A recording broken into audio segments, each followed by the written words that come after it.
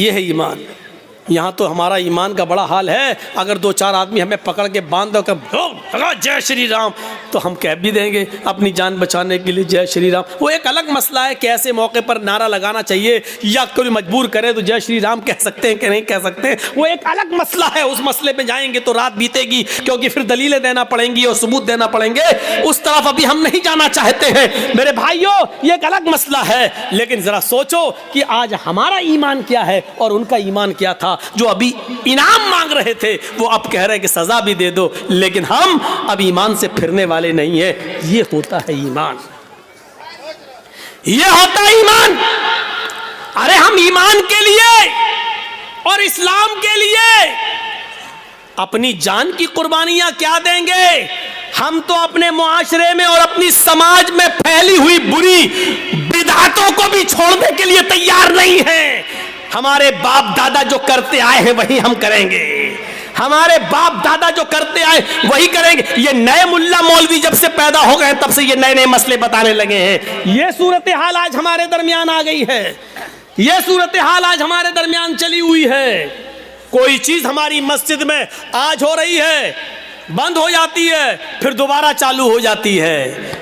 ہم اپنے باپ دادا کی رائج کردہ بدعتوں کو ہم ختم نہیں کر پا رہے ہیں. ایمان اور اسلام کے لیے ہم اپنی جان کیا قربان کریں گے, ہم کیا چھوڑیں گے. حضرت ہاجرہ کی طرح اپنے شوہر کو کون عورت چھوڑنے کے لیے تیار ہوگی, اور کون آدمی ایسا ہوگا جو اپنے بچے کو اسماعیل کی طرح چھوڑ کر چلا جائے اور پھر پلٹ کر بھی نہ دیکھے. ہم بھی جاتے ہیں تو ایک امید ہوتی ہے کہ چلو بیوی سعودیہ جا رہے ہیں, اس بچے ہی کے لیے تو جا رہے ہیں, تمہارے لیے تو جا رہے ہیں, لیکن 1 سال کے بعد آ جائیں گے, 2 سال کے بعد آ جائیں گے. لیکن وہ بھی گھر میں سارا انتظام کرنے کے بعد آپ جاتے ہیں, اور سعودی جانے کے بعد پیسے وغیرہ بھیجتے رہتے ہیں. یہاں تو کچھ نہیں ہے. اندھیری رات میں کیا ہوگا, ستو اور پانی کے علاوہ کچھ نہیں ہے. وہ بھی 2 دن کے لیے بعد کیا ہوگا, میری بیوی کیا کرے گی, میرا بچہ کیا کرے گا. ذرا تصور کیجئے اس پوزیشن میں اپنی بیوی اور بچے کو چھوڑنا. ہم تو اپنی بدعتوں کو قربان نہیں کر پا رہے ہیں, نہیں چھوڑ پا رہے ہیں. ہمارے باپ دادا جو کرتے چلے آ رہے ہیں وہ ہم کرتے رہیں گے. وہی بات لوٹ پھر کے آتی رہتی ہے کہ مولانا صاحب کیا کیا جائے. مسجد میں فرض نماز کے بعد امام کے ساتھ دعا مانگنا کیسا ہے, قبرستان میں دعا کرنا کیسا ہے, کسی آدمی کے مر جانے کے بعد کسی مولانا کے ساتھ اس کے گھر پہ جا کر بھوج کھانے کے بعد دعا کرنا اس کی مغفرت کی, یہ کیسا ہے. وہی پرانے گھسے پٹے سوال جو ہم 15-20 سال سے ان علاقوں میں آ کے بولتے جا رہے ہیں, وہی سوال, اور آج تک ہم ان کو ختم کرنے کے لیے تیار نہیں ہوتے ہیں. یہ ہماری بے شرمی کا حال ہے, یہ ہماری بے شرمی کا حال ہے. میرے بھائیوں, آج پھر ایک بات کو ذہن میں بٹھا لو, دعا کرنا غلط نہیں ہے. ایک بات پھر ذہن میں رکھ لو, دعا ایک عبادت ہے, اور عبادت ویسے کی جائے گی جیسے جناب محمد رسول اللہ نے بتائی ہے. عبادت محلے کے سردار کے طریقے پر نہیں کی جائے گی, عبادت مولوی جرجیز کے طریقے پر نہیں کی جائے گی, عبادت مسجد کے امام کے طریقے پر نہیں کی جائے گی. مسجد کا امام قرآن و حدیث بتا سکتا ہے, لیکن مولوی کے طریقے پر عبادت نہیں کی جائے گی. اس بات کو آپ ہمیشہ ذہن میں رکھیے. الدعاء مخ العبادہ, دعا عبادت کا مغز ہے. دعا کے لیے آپ کو کوئی منع نہیں کرتا ہے. دعا جہاں اللہ کے رسول نے ہاتھ اٹھا کر کی ہے آپ کریے, کوئی منع نہیں کرتا ہے. دعا جہاں ہاتھ اٹھا کر نہیں کی ہے وہاں آپ ہاتھ اٹھا کر کریں گے تو وہاں ہم منع کریں گے, اس لیے کہ ہاتھ اٹھانا ثابت نہیں ہے. مثلا لیٹرین میں جانے کی دعا ہے, اب آپ لیٹرین میں گھس کے پڑھیے ہاتھ اٹھا کے اللہم انی اعوذ بک من الخبث والخبائث. اب بیٹھیے, بیٹھیے, دعا ہے, کیوں ہاتھ نہیں اٹھایا؟ میں پوچھنا چاہتا ہوں ان لوگوں سے جو مسجد میں مجبور کرتے ہیں امام کو کہ ہاتھ اٹھاؤ, اور پبلک سے کہتے ہیں ہاتھ اٹھا کر دعا کرو. اگر دعا کے لیے ہاتھ اٹھانا ہے تو لیٹرین میں جانے کی دعا ہے, بتاؤ کیوں نہیں ہاتھ اٹھاتے ہو؟ سب لیٹرین میں کیوں؟ ارے جب لیٹرین میں دعا پڑھ سکتے ہو تو ہاتھ کیوں نہیں اٹھا سکتے ہو؟ جب لیٹرین میں اللہ کا نام لے سکتے ہو اللہم انی اعوذ بک, تو ہاتھ اٹھانے میں کیا حرج ہے؟ کیوں نہیں اٹھاتے ہو؟ اب ہماری عقل کہہ رہی گندی جگہ پر ہاتھ کیسے اٹھائیں؟ اب یہ عقل ہی تو کہہ رہی ہے نا. تو میں کہہ رہا ہوں گندی جگہ پر پھر اللہ کا نام کیوں لے رہے ہو؟ نہیں صاحب وہ تو اللہ کے نبی نے بتایا ہے. تو اللہ کے نبی نے بتایا تو یہاں اللہ کے نبی نے ہاتھ نہیں اٹھایا تو ہم ہاتھ نہیں اٹھائیں گے. اچھا کھانا کھاؤ کیا دعا ہے؟ بسم اللہ یا بسم اللہ وعلی برکت اللہ، یہ دعا ہے کھانا کھانے کی. اب آپ کھانا بیٹھو جرجی صاحب کھانا لگ گیا، بسم اللہ، اب ہم کھائیں یا بسم اللہ وعلی برکت اللہ. اب ہم بولیے چلو یہ تو لیٹرین نہیں ہے، یہ تو گھر ہے. یہاں پر ہاتھ اٹھا کر اگر کوئی آدمی دعا کرے بسم اللہ یا بسم اللہ وعلی برکت اللہ تب کھانا کھائے، کیسا لگے گا آپ کو؟ کیوں نہیں اٹھاتے ہو؟ یہ بھی تو دعا ہی ہے. صاحب اللہ کے نبی نے نہیں اٹھائے اس لیے ہم نے اٹھائے. آ گئی نا بات وہی، جہاں نبی نے اٹھایا وہاں اٹھاؤ. ہم بھی تو یہی کہہ رہے ہیں، جہاں نبی نے نہیں اٹھایا وہاں مت اٹھاؤ. ہم بھی تو آپ سے یہی کہہ رہے ہیں. اچھا وضو بنایا، کیا دعا پڑھتے ہو؟ بسم اللہ. وضو کے بعد کیا دعا پڑھتے ہو؟ اشہد ان لا الہ الا اللہ واشہد ان محمدا عبدہ ورسولہ اللہم اجعلنی من التوابین واجعلنی من المتطہرین. یہی دعا تو پڑھتے ہو. اچھا وضو بنانے کے بعد کسی کو دیکھا پیر دھلنے کے بعد آیا ہو قبلے کی طرف منہ کر کے اشہد ان لا الہ الا اللہ وحدہ لا شریک لہ واشہد ان محمدا عبدہ ورسولہ اللہم اجعلنی من التوابین واجعلنی من المتطہرین. میں پوچھنا چاہتا ہوں کیوں نہیں ہاتھ اٹھاتے ہو؟ یہاں وضو کے بعد کی دعا ہے، ہاتھ اٹھانا ثابت نہیں ہے. اذان کے بعد کی دعا ہے اللہم رب ھذہ الدعوۃ التامہ والصلاۃ القائمہ آتی محمدا الوسیلہ والفضیلہ، لیکن ہاتھ اٹھانا ثابت نہیں ہے. چاند دیکھ کر دعا مانگنا ثابت ہے، چاند دیکھ کر دعا مانگی جائے، لیکن ہاتھ اٹھانا ثابت نہیں ہے. اسی طریقے سے قبرستان میں جا کر دعا کرنا جائز ہے. اللہ کے نبی نے فرمایا استغفروا لاخیکم، اپنے بھائی کے لیے دعا کرو. ہر آدمی کو مٹی دینے کے بعد اپنے بھائی کے لیے دعا کرنا چاہیے، لیکن یہاں ہاتھ اٹھانا ثابت نہیں ہے. جیسے ان جگہوں پر ہاتھ اٹھانا ثابت نہیں ہے، ایسے ہی قبرستان میں بھی ہاتھ اٹھا کر دعا کرنا ثابت نہیں ہے. یا ہے تو ہمیں بتاؤ کہاں ہے؟ نہیں صاحب اٹھا لیں تو حرج کیا ہے؟ اب اس کا جواب سنو. ارے ہم نے ہاتھ اٹھا کر دعا کر لی تو حرج کیا ہے؟ تو اب مجھے جواب دو، لیٹرین میں ہم نے کہہ دیا ہاتھ اٹھا کر اللہم انی اعوذ بک من الخبث والخبائث، تو حرج کیا ہے؟ مجھے اتنا بتا دو. اذان کے بعد ہم نے ہاتھ اٹھا کر دعا مانگ لی، اشہد ان لا الہ الا اللہ، حرج کیا ہے؟ مجھے بتا دو. یہاں آپ کو حرج لگتا ہے، مجھے قبرستان میں ہاتھ اٹھا کر دعا مانگنے میں حرج لگتا ہے. کیوں اسلام کو اپنے اور اپنے باپ دادا کے طریقے پر چلانا چاہتے ہو؟ اسلام چلے گا تو صرف فاطمہ کے باپ کے طریقے پر چلے گا. اسلام نہ تمہارے طریقے پر چلے گا، نہ میرے، نہ تمہارے باپ کے طریقے پر چلے گا، نہ مولوی جرجیز کے باپ کے طریقے پر چلے گا. اسلام چلے گا تو جناب محمد رسول اللہ کے طریقے پر چلے گا. آپ کو نماز پڑھنے کے بعد دعا سے کوئی نہیں روکتا. یقین مانیے نماز پڑھنے کے بعد آپ دعا کریے، ہم آپ کو نہیں روکتے ہیں. اچھا عمل ہے نماز پڑھنا، اور نماز کے بعد دعا مانگنا اچھا عمل ہے. مانگیے مانگیے، منع نہیں کیا جا رہا ہے. لیکن یہاں اللہ کے رسول سے ہاتھ اٹھا کر دعا مانگنا، اور نبی کے ہاتھ اٹھانے کے بعد صحابہ کا ہاتھ اٹھانا، اور نبی کا ہاتھ چہرے پر پھیر کر پہننا، اور اس کے بعد صحابہ کا بھی ہاتھ چہرے پر پھیر لینا، نبی کا دعا مانگنا اور صحابہ کا اس دعا پر آمین آمین کہنا، یہاں نماز کے بعد ثابت نہیں ہے. اس لیے آپ کو بھی ایسا نہیں کرنا ہے. اکیلے آپ جتنی لمبی دعا مانگنا چاہے مانگیں. آپ کی بیٹی بڑی ہے، شادی کے رشتے آتے ٹوٹ جاتے ہیں، نماز کے بعد دعا مانگیے اللہ میری بیٹی کو کوئی دیندار رشتہ عطا فرما دے. آپ کی روزی روٹی میں برکت نہیں، اللہ مجھے میری روزی روٹی میں برکت دے. آپ کو جتنی دعا مانگنا مانگو، یہ 2 منٹ والی دعا کو رسم مت بناؤ میرے بھائیوں. امام صاحب نے کہا السلام علیکم ورحمۃ اللہ، السلام علیکم ورحمۃ اللہ، اللہم آمین آمین، پیچھے کر آمین آمین آمین آمین. ابے یہ کون سی دعا ہے؟ اور 2 منٹ میں لا الہ الا اللہ محمد رسول اللہ، 2 منٹ میں تیری بھی ضرورت پوری ہو گئی، 2 منٹ میں اس کی بھی ہو گئی۔ وہاں امام کہہ رہا اللہ میری روزی روٹی میں برکت دے، آپ کہہ رہے ہیں آمین۔ ارے فائدہ تو امام کا ہو رہا، آپ کا کیا ہو رہا ہے مجھے بتاؤ؟ وہ امام تو اپنی دعا کر رہا ہے۔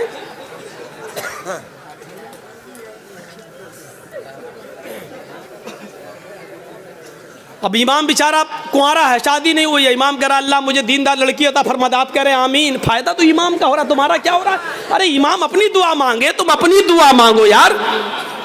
امام کی اپنی ضرورتیں ہیں، تمہاری اپنی ضرورتیں ہیں۔ امام کا بیٹا بیمار ہے، اس کے پیٹ میں درد ہے، وہ کہہ رہا اللہ میرے بیٹے کو شفا عطا فرما دے۔ تمہارے باپ کو کینسر ہے، تم اپنی دعا مانگو اللہ میرے باپ کو کینسر ہے، اے اللہ میرے باپ کو شفا کاملہ اور عاجلہ عطا فرما۔ ارے امام کے ساتھ ساتھ تیرے آمین کہنے سے مخصوص دعائیں ہو رہی ہیں۔ امام تیرے لیے دعا نہیں کر رہا ہے، اور تم جو آمین آمین کہہ رہے ہو اس میں تمہارے لیے دعاؤں پہ آمین نہیں کہی جا رہی ہے۔ ارے تم اپنی دعا مانگو، امام کی ضرورت 2 منٹ میں پوری ہو رہی ہے، تمہیں کچھ زیادہ مانگنا ہے تم زیادہ مانگو۔ یہ کیا دعا ہے کہ جب امام کی ساری ضرورتیں پوری ہو رہی ہیں اسی وقت تمہاری بھی ہو رہی ہیں؟ 2 منٹ میں تمہاری بھی دعا ہو گئی، اس کی بھی دعا ہو گئی۔ اب ہم نے کچھ اور مانگنا تھا لیکن اب ہم نہیں مانگ پا رہے ہیں کیونکہ امام نے ہاتھ پھیر لیا، ہمیں بھی پھیرنا پڑ رہا ہے۔ اب ہمیں کچھ اور مانگنا ہے، میری بیوی ہمیں کچھ سمجھتی ہی نہیں ہے، اب کہ اللہ میری بیوی کو میرا فرما بردار بنا دے۔ اب امام تو ہاتھ پھیر چکے ہیں، اب کیسے دعا مانگے؟ اب مانگنا چاہ رہے ہیں لیکن ہاتھ گر بھی نہیں رہے، لیکن مجبوری میں پھیرنا پڑ رہا ہے۔ اب پھیرنا پڑا، اب منہ میں کہنا پڑ رہا اللہ میری بیوی کو ہدایت دے۔ اس کو عادت مت بنائیے میرے بھائی، دعا کو ہم منع نہیں کر رہے ہیں، نماز کے بعد بھی دعا کو منع نہیں کر رہے ہیں، دعا کو ہم صرف اس لیے منع کر رہے ہیں کہ سلام پھیرنے کے بعد آدمی آزاد ہو گیا ہے، وہ اپنی دعا مانگے، آپ اپنی دعا مانگیے، وہ 2 منٹ مانگو، 5 منٹ مانگو، 10 منٹ مانگو، 15 منٹ مانگو، آدھا گھنٹہ مانگو۔ اور دعا تو میرے بھائیوں مجمع میں صحیح بتاؤں تو دعا کا حق ادا ہی نہیں ہوتا ہے، دعا کا حق ادا تو تنہائی میں ہوتا ہے، جب کوئی نہ دیکھ رہا ہو، 2 رکعت نماز پڑھ کے اپنے آپ کو سب سے چھپا کر رو رو کر آنکھوں سے آنسو بہا بہا کر دعا کی جائے، تب دعا کا مزہ کچھ اور ہے میرے بھائیوں۔ یہ دعا کا مذاق ہے۔ اللہ گاؤں میں بہت زیادہ لفڑا، اللہ میرے گاؤں میں برکت دے، اللہ میرے چودھری کو سمجھا دے، اللہ میرے یہ آمین اللہم آمین محمد رسول اللہ، یہ دعا کا مذاق ہے یار، مت بناؤ مذاق۔ اتنا مذاق دعا کا کبھی نہیں بنایا گیا جتنا ہم دعا کا مذاق بنا رہے ہیں۔ ہاتھ اٹھا کر بھی مانگ سکتے ہو لیکن اکیلے تنہا۔ قبرستان میں دعا مانگنے کا حکم ہے اور ہر شخص کو دعا مانگنا چاہیے، لیکن وہاں ہاتھ اٹھانا ثابت نہیں ہے، وہاں صرف حکم یہ استغفروا لاخیکم، اپنے بھائی کے لیے دعا کرو، صرف دعا ہے۔ اگر ہاتھ اٹھانا ہوتا تو اللہ کے نبی کہتے ہیں اپنے بھائی کے لیے دونوں ہاتھ اٹھا کر دعا کرو، اور یہ آتا کہ اللہ کے رسول نے فلاں فلاں کے دفنانے کے بعد آپ نے دونوں ہاتھ اٹھا کر دعا کی ہے، آتا حدیث میں، لیکن حدیث کی کسی کتاب میں نہیں آیا اللہ کے رسول نے کسی بھی صحابی کو دفن کرنے کے بعد اپنے ہاتھوں کو اٹھا کر دعا کی ہو، کہیں نہیں آتا ہے۔ ہاں یہ آیا کہ اللہ کے رسول نے قبر میں صحابی کو دفن کرنے کے بعد صحابہ سے فرمایا استغفروا لاخیکم، اپنے بھائی کے لیے دعا کرو۔ آپ چاہتے تو کہہ سکتے تھے میں دعا کر رہا ہوں آپ لوگ آمین آمین بولو، اللہ جس کا انتقال ہوا اس کے روح کو اعلی علیین کے اندر جگہ عطا فرما، اللہ اس کے پسماندگان کو صبر جمیل عطا فرما۔ آپ چاہتے تو قبرستان میں سب دعا کر سکتے تھے، لیکن آپ نے نہ کی ایسے، اور نہ لوگوں نے آمین کہا، بلکہ آپ نے سب کو حکم دیا کہ تم اپنے بھائی کے لیے دعا کرو، یعنی تم اپنی دعا کرو، ہم اپنی دعا کر رہے ہیں، دعا سب کریں لیکن الگ الگ کریں، اور ہاتھ اٹھانا یہاں ثابت نہیں ہے، اس لیے ہاتھ نہ اٹھایا جائے،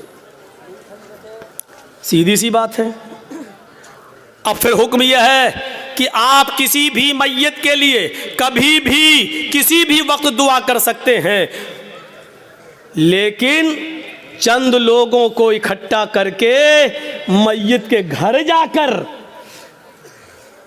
اس کو صبر کی تلقین کرنے کے بعد، بھوج ووج کھانے کے بعد یا دعا کرنے کے بعد بھوج کھلایا جاتا ہے، مجھے نہیں معلوم آپ کے یہاں کیا ہوتا ہے، اور وہاں گھر پہ جانے کے بعد پھر امام صاحب دعا کرتے ہیں اور اس گھر کے سب لوگ آمین آمین کہتے ہیں۔ میرے بھائیوں بدعت ہے، بدعت ہے، بدعت ہے، اس بری رسم کو بند کریے، اس نوٹنکی کو بند کیجیے، میں اس کو نوٹنکی کہتا ہوں، اس نوٹنکی کو بند کیجیے، دعا آپ کیجیے۔ ارے بیوی اگر شوہر مر گیا ہے تو بیوی شوہر کے لیے دعا کرے, باپ مر گیا تو بیٹا شوہر اپنے باپ کے لیے دعا کرے. ارے صدقہ جاریہ سب سے بہتر یہی ہے کہ بیٹا اپنے باپ کو اپنی دعاؤں میں یاد رکھے, کچھ دعائیں اپنے لیے مانگے, پھر کہ اللہ میرے والد کو کی قبر کو نور سے بھر دے, اللہ میرے والد کی مغفرت فرما, اللہ میرے ماں باپ کے گناہ کو کی بخشش فرما, اللہ ان کی لغزشوں کو معاف فرما دے, اللہ تو ان کو جنت الفردوس میں جگہ عطا فرما. یہ ہے دعا. بیوی شوہر کے لیے دعا کرے, بیٹا باپ کے لیے کرے, باپ بیٹے کے لیے کرے, بھائی بہن کے لیے کرے, بہن بھائی کے لیے کرے. کس نے منع کیا ہے؟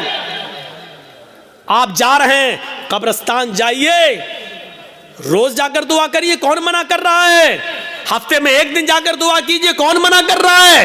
مہینے میں ایک دن جائیے اور اپنے باپ کے لیے ہاتھ اٹھا کر نہیں, ہاتھ چھوڑ کر قبر پر کھڑے ہو کر قبر کے پاس دعا مانگی, کون روکتا ہے؟ نہیں. لیکن آپ پورے سال نہ جائیں, صرف عید کے دن عید کی نماز پڑھنے کے بعد قبر پر جا کر دعا مانگے اور اس کو معمول بنا لیں. یہ غلط ہے. آپ کسی دن کو متعین کر کے دعا کریں گے تو وہی چیز بدعت ہو جاتی ہے. آپ آج مانگ لیجئے, کل مانگیے, 2-4 دن بعد مانگ لیجئے, متعین مت کریے, روز دعا مانگیے. قبر پہ جا کے کوئی منع نہیں کرتا ہے, اور قبر پہ جا کے دعا اس لیے مانگنے جائیے آپ کہ وہاں جائیں گے تو آپ کو اپنی موت یاد آئے گی, ورنہ دعا مانگنے کے لیے قبر پہ جانا ضروری نہیں ہے. دعا کے لیے آپ اپنے گھر سے بھی دعا کر سکتے ہیں. میرے بھائیوں, میرے باپ اٹاوا میں ہیں اور میرے پاس فون آ جائے اور وہ بیمار, میں اس جلسے میں بھی دعا کر سکتا ہوں. آپ کے ڈسٹرکٹ مالدہ میں رہ کر کیا میرے لیے دعا کرو. آپ سے بھی کہہ سکتے ہیں کہ میرے والد کے لیے دعا کرو کہ اللہ تعالیٰ میں جرجیت صاحب کے والد کو شفائے کاملہ اور عاجلہ عطا فرمائے.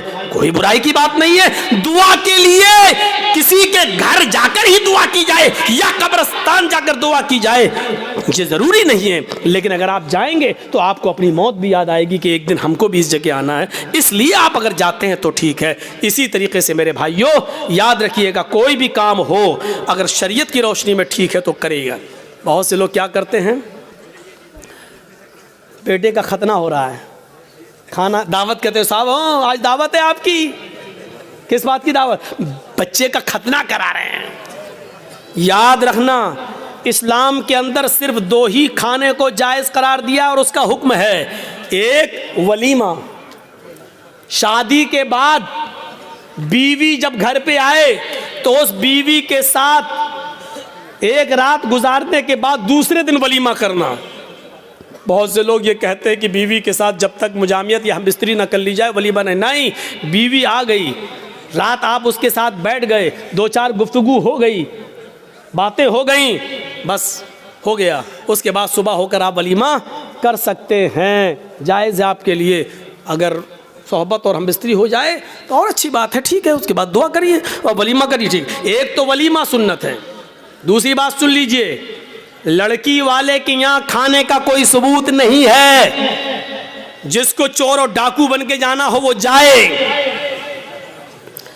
لڑکی والے کو نہ کھلانے کا حکم ہے, نہ لڑکی والے کے یہاں زبردستی بیٹھ کر کھانے کا حکم ہے, نہ شریعت نے لڑکی والے کو کھلانے کا مکلف بنایا ہے. ولیمے کو سنت کہا ہے. ایک صحابی اللہ کے نبی کے پاس آئے, آپ نے دیکھا ان کے کپڑوں پر کچھ پیلا پن ہے, جعفران لگی ہوئی ہے, خوشبو آ رہی ہے. آپ نے کہا یہ کیا؟ کہا اللہ کے نبی شادی کر لی. اچھا, سیبہ سے یا باکرہ سے, کنواری یا شادی شدہ تھی, طلاق شدہ؟ کہا اللہ کے نبی باکرہ تو نہیں ہے, کنواری, لیکن ہاں ایک بیوہ سے شادی کی جس کا شوہر انتقال ہو چکا. ایسا کیوں کیا؟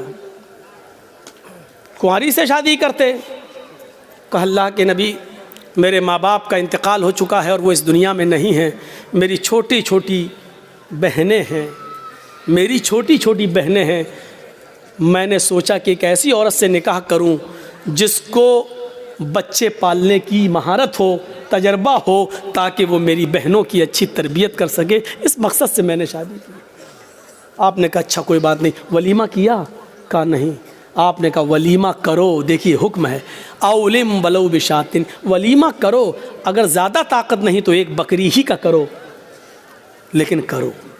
ولیمہ کرنے سے لوگوں کو پتہ چل جائے گا کہ اس کی شادی ہوئی ہے, یہ لوگ ناجائز طریقے سے نہیں رہ رہے ہیں, جائز طریقے سے رہ رہے ہیں.